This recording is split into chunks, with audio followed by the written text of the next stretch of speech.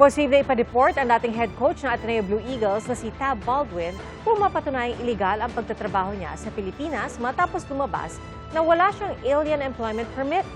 Pero giit ng kampo ni Baldwin, meron siyang permanent resident visa. Saksi si Bernadette Reyes. How are you feeling today, Coach? Nagpunta ang dating Ateneo Blue Eagles basketball coach na si Tab Baldwin sa Department of Labor para sa pagdinig. Nais malaman ng DOLE kung may mga kaukulang dokumento si Baldwin para magtrabaho sa Pilipinas bilang isang foreign national. I've always respected the process. I've always tried to be diligent in following the correct procedures. And hopefully this is something that we have done well enough to please the Department of Labor.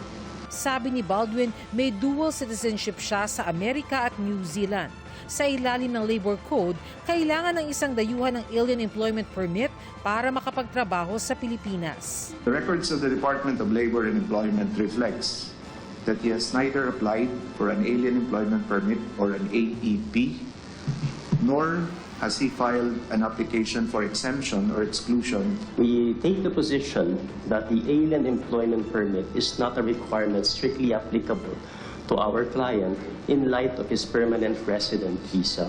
We do have documentation that an AEP was delivered to me. An AEP application was partially filled out, and I do not recall not doing that. My habits are that when I am asked to perform documentation, I do that.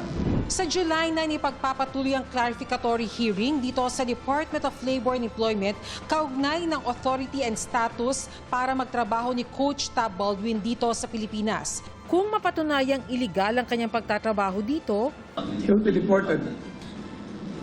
He can be deported.